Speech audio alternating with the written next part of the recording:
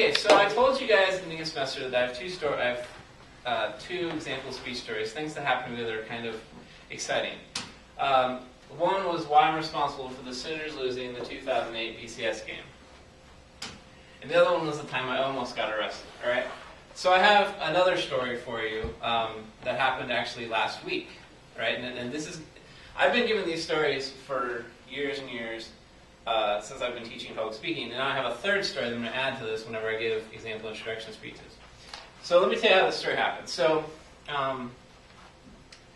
2 weeks ago on Saturday, the OU played Tennessee, and I live 3 blocks off the stadium, so I always have a barbecue or tailgate in my front yard, and I invite all my friends over. And so I had this barbecue tailgate, and so we had 10, 15 people there, and it was a good time.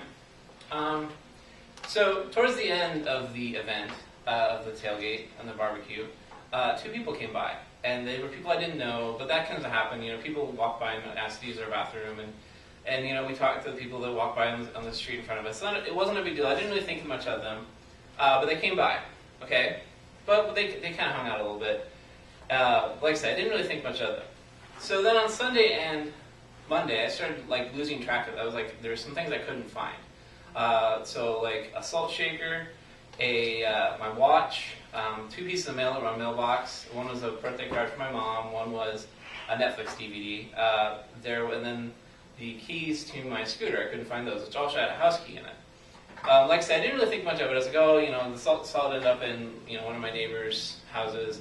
We ended up putting people's ketchup on plates every once in a while, so we figured it out. And then I didn't think about the watch and the keys. I thought they'd just fallen behind the couch or something like that. So I didn't really think much of it. And then, so that happened Sunday, Monday. I was losing track of these things, and so I was looking for them, but I couldn't find them. So then on Thursday, the girl that came, it was a guy and a girl. The girl came by at 10 o'clock in the morning, right? And her name was Samantha. And she comes by and she knocks on my door, and I'm like, okay, what are you doing? She had a little blue suitcase with her and 2 or 3 bags with stuff. And I was like, well, what? She was like, I got here. I'm moving. I've got my stuff in a storage facility. Can I come sleep on your couch? And she I don't really let her in, but she comes in, and I didn't really stop her. It was because I kind of recognized her, and I was like, what? She looked a little like she was having some problems, and she was in trouble. So I let her in. And then she's like, hey, can I sleep on your couch? And I was like, no, you can't sleep on the couch. I gotta leave. I'm not gonna be here all day. But she's like, no, I'm gonna. So then she dumps all of her stuff on my floor. So her blue suitcase and her bags were all on my floor. And out pops from her bag is my salt shaker. Right? My salt shaker. And I'm like, hey, that's my salt shaker. I've been looking for that. And then it comes to my mind starts clicking, hey, let's mention these other things that I can't find, which is my Netflix DVD and my mom's birthday card and my watch and my scooter keys. And she's like, oh no, I don't have that. I don't have that. I'm sorry I took this. I meant to bring it back. I just ended up with, my salt shaker. And so, she's like, oh, you can go through my stuff. So I start going through her stuff looking for things. I never found anything of my stuff, but I did find some other men's watches. And then she produced a little screwdriver that you would open up watches with, the little mini screws. And then about halfway through, I'm going through her stuff. She's like, don't quit going through my stuff. And I was like, hey, you just said I could go through your stuff. And then she gets really irritated. She's really agitated. And she would do this kind of while she would go from being really calm and talking to me, and then she would go to really agitated and violent. And this is when she balls up her fist and punches me. And I'm not talking she slaps me or hits me or pushes me. She balled up her fist and punches me. And she was left-handed because she punched me right here. And I'm sitting there thinking, hey, this person just punched me. What? I was never physically worried that she could hurt me, because it did hurt a little bit, but it didn't cause a mark. No one would have looked at me the next day or the other day and said, hey, you got punched by somebody. But anyway, I was like, hey, you just punched me. And then she starts flipping out and throwing stuff all around my house. All over my house, everywhere. Some of my stuff, some of her stuff. And she breaks some things. I had a little lantern, if it gets, you lose power, and that broke. Anyway. So I still keep talking, what is going on here? And then I say, okay, you need to leave. You know, you need to go. Then she says, go ahead and call the police. I don't care. I'll just tell them you sexually harassed me. And so I'm okay. And she said that a few times. And she really, I don't know if she really wanted me to call the police or if she was trying to like bluff me to not calling the police. Then she goes into my fridge and she grabs, my friend Steve had brought over some Keystone Light, and I don't drink Keystone Light. I try to avoid that.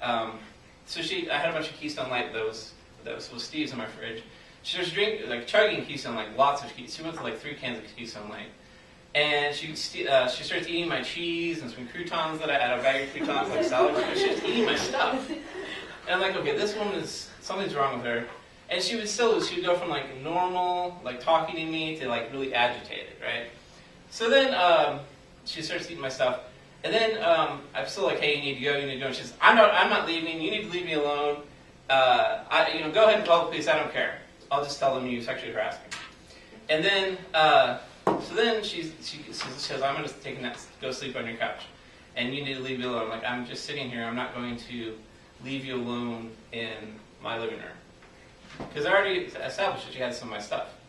And she had some other stuff that, why would she have all these men's watches? So then, this is where it already got a little weird when she punched me, like I say. And it hurt a few days later, because, then she sat on my couch and she peed herself. Like, she sat on my couch and peed herself, right? And I'm like, hey, you just wet yourself on my couch. You need to leave. You need to go. Okay, so then her response to peeing herself is she's like, okay, so she changed clothes right in the middle of the room, like stripped down completely naked, right in front of me, and changes clothes. So for better or for worse, I did not have my contacts in this time. So I couldn't really see what was going on. This is when I put my contacts in, because then it was like, I need to know what's going on in my house. So she changed clothes, and I'm like, okay, you need to leave. And then I started, so I went back in my back room, and I got some, like, grocery bags, like some, plastic grocery bags, like, started bagging up her stuff again. And she gets really irritated. She balls up her fist again, and it's like she's going to punch me. And then I'm like, okay, don't do that. Don't do that. And then, so I bag her all stuff, put it by the door. I'm like, okay, you need to leave. She's like, no, I'm not leaving. You need to leave me alone. I'm going to sleep on your couch. I'm like, no, you need to leave. And then, so I took her stuff and put it outside in the yard. And then she's like, I'm not leaving. So then she kind of gets the idea she's not going to be there much longer. So she gets on her phone. She starts calling people to like come pick her up. And I think one of them was named Scott. And I don't know any of these people, but she starts calling people to get a ride from my house. And then she starts negotiating with them. Well, I can get this guy to drive me halfway there, and we can meet. I'm like, I'm not meeting other people. I'm not meeting other people to drop you off. And I was like, where can I take you, and you will leave. So she's like, I have a storage facility with my stuff. You can take me there, and then we'll be done. Can you ride? So I go, okay. So I put all of her stuff in my car. Then I put her in my car, and I drive her to the storage facility. And I drop her off, put her stuff on and as we're driving, she's talking about how, in The Simpsons, when Sideshow Bob lives in a storage facility, he's like, oh, you can totally live in a storage facility. I've had my water turned off. You can totally live there. And then, so I drop her stuff off. She's like, we're still going to be friends. Like, we'll talk again, right? And I'm like, no, you just punched me in the face. So I took her stuff and put it on the ground next to the storage facility, and she got out, and then I drove off. And that was the end of the story. So then I'm like sitting there. I'm like, okay, this is really weird. This happened. So I went to my friend Steve's work is on campus. So I went and visited him. And I was like, hey, do you remember this person? Like, no. And I told him going through this whole story. He's like, oh, you need to call the police. You need, she makes an accusation. You need to have something on the record. And I'm like, not really thinking I need to do that. But then I called my friend Will, who was also there, and Will and Tracy, his wife or fiance Tracy, was there, and he was like, you need to call the police. So then and Steve was like, you need to write up something so you've got it all written out so you know what happened. So then the next day I call the police, and they come out, and I give them my 2-page little statement, and we do a police report, and they dusted my salt shaker for prints. You can see it's kind of dirty, right? There were no prints on it, and probably if they were, they would be mine because it's my salt shaker. They dusted a couple Keystone Light cans, and that's the end of the story. So this is the time that I was robbed and assaulted by a crack whore.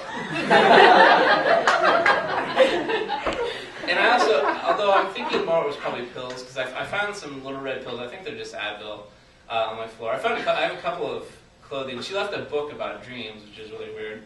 Little red pills are stupid. Also, I called my landlord, and I literally called my landlord and said, "Hey, I got assaulted and robbed by a crack whore, and she has a key to my house. Can you come change my locks?" He came and changed my locks. I've got new locks. She has a key. She did. It was on the scooter keychain. Oh. So this is my crack whore injury. You can see here I cut my hand when she broke some glass, and it did bleed a little bit. So that's my crack whore injury. And then this is the crack whore removal kit. You can see I have several different. This one I had already because I have pets, right? So I immediately sprayed that on, and that's supposed to oxidize your stuff. And then this stuff, in future reference, if you ever have a crack whore in your stuff, this is the good stuff right here. Or maybe you have pets. And actually, those are the 2 pills she left. And these, so this stuff and this stuff are your keys to removing crack whore pee, I think. And then here's my couch being And that would cleansed. support the looks whole like she was, crack there. yeah, right? Yeah. So, that is the time that I was assaulted and punched in the face and robbed by a crack whore.